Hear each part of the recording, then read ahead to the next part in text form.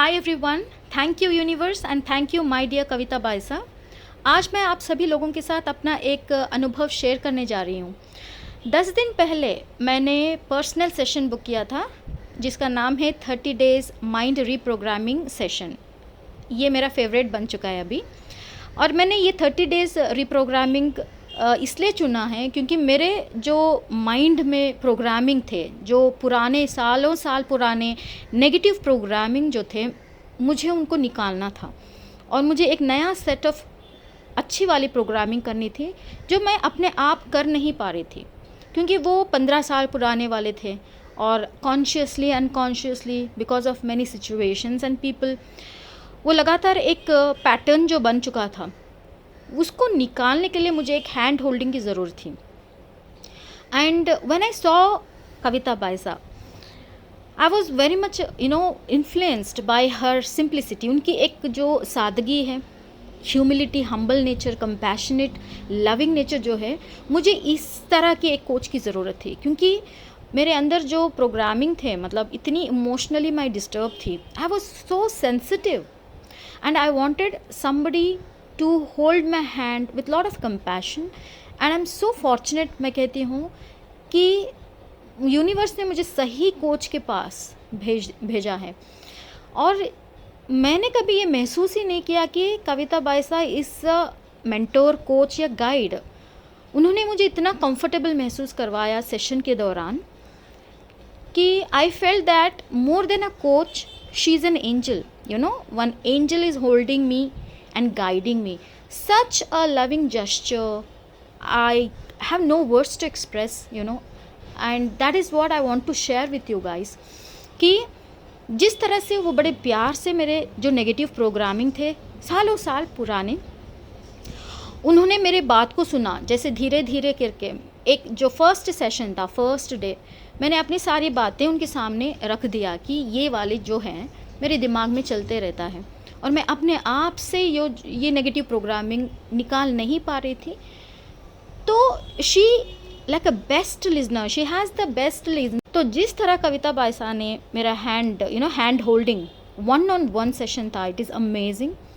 She very comfortably मुझे कभी कुछ नहीं नेगेटिव नहीं बोला, कुछ भी, मतलब इनका एक गाइडेंस इस तरह से है ना, वेरी जेंटल एंजलिक टच है उनका।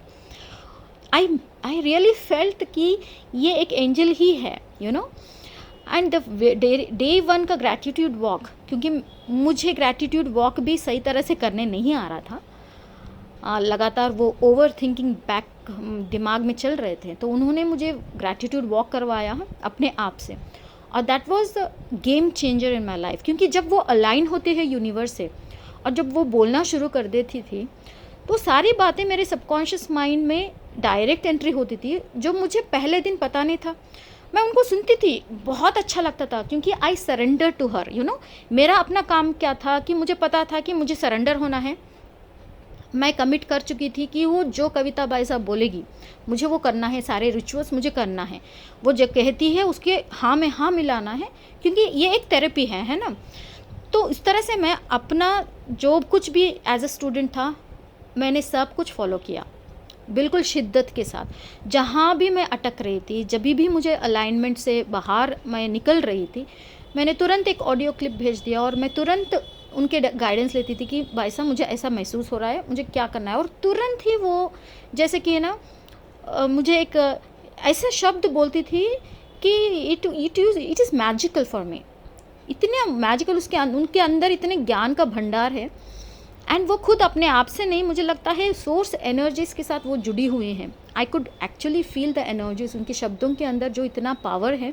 लेकिन शी ऑलरेडी स्टार्टेड रिप्रोग्रामिंग, उसका जो मैजिकल इफेक्ट्स है, मुझे 8th 9th day I started, क्योंकि मुझे ऐसा लगा कि there is some change inside of me happening. जैसे मैंने कहा, मोमेंटम शुरू हो चुका था।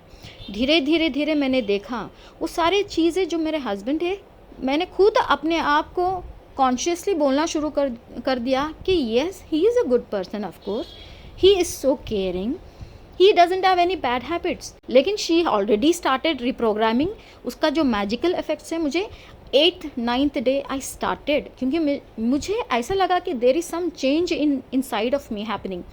जैसे मैंने कहा मोमेंटम शुरू हो चुका था। धीरे मैंने देखा वो सारी चीज़ें जो मेरे हस्बैंड है, मैंने खुद अपने आप को कॉन्शियसली बोलना शुरू कर दिया कि yes he is a good person, of course he is so caring, he doesn't have any bad habits.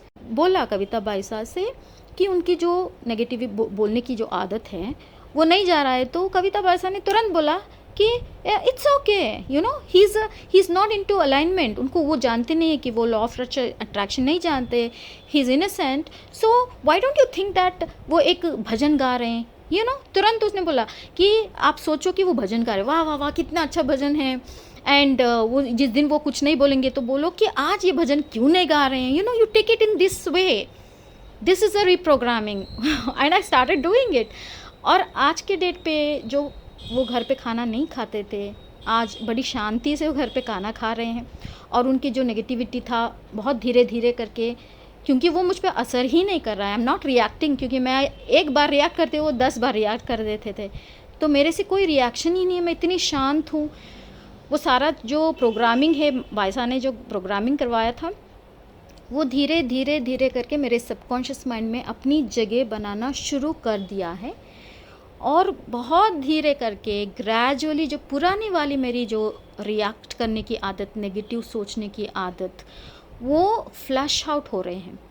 ये मोमेंटम पकड़ चुका है। This is the starting point which I am so relieved. आज मुझे इतना रिलीफ मिला है, और I am so thankful to Kavita Baisa. उनकी गाइडेंस इतनी सिंपल है, एक्चुअली बहुत सिंपल है, कॉम्प्लिकेटेड नहीं है, उनमें टेंशन ही नहीं है। मतलब शुरू में इतना ही है क्या, ऐसा लगता था, ओके इतना है फिर भी मैं करूँगी, इतना ही है, लेकिन I surrender, I will do it. तो when it started taking its place in my mind is highly amazing. मुझे लगता है कि वंडरफुल सेशन है, और I am so thankful to the universe कि मुझे कविता बाईसा के जैसे कोच है, जो कोच तो है ही, she is one of the best law of attraction coach, there is no doubt about it, but she is an angel, she is an angel. मुझे ऐसा लगा कि कोई एंजल ने मेरे लाइफ को छू रही है, छू लिया है। So this kind of a compassion and love, you know, many people are longing for. Otherwise मैं जब उनको मैडम कहती थी, वो मैडम कहने से मना किया, उन्होंने बोला आप मुझे बाईसा बोलो। जो डिस्टेंस बिटवीन अ स्टूडेंट, ये हाईली अमेजिंग, मुझे लगता है कि वंडरफुल सेशन है, और I am so thankful to the universe कि मुझे कविता बाईसा के जैसे कोच है, जो कोच तो है ही, she is one of the best law of attraction coach, there is no doubt about it, but she is an angel, she is an angel. मुझे ऐसा लगा कि कोई एंजल ने मेरे लाइफ को छू रही है, छू लिया है। So this kind of a compassion and love, you know, many people are longing for. Otherwise मैं जब उनको मैडम कहती थी, वो मैडम कहने से मना किया, उन्होंने बोला आप मुझे बाईसा बोलो। जो distance between a student and teacher होता, वो डिस्टेंस भी ख़त्म हो चुका था। I was very comfortable, and I am so thankful, and I love her from the bottom of my heart for this beautiful angelic gesture. I thank you Kavita Baisa, and I love you from the bottom of my heart, and I thank you universe, and I tell everybody to, you know, whatever desires, whatever negative programming you people are having, definitely you can give a try, and you follow। जैसे मैंने बोला, मैंने follow किया, surrender किया, और मैंने हर चीज़ में हाँ मिलाते हुए मैंने हर चीज़ को किया। करते आपको 8-10 दिन में एटलीस्ट आपको पता चलेगा कि मोमेंटम शुरू हो चुका है।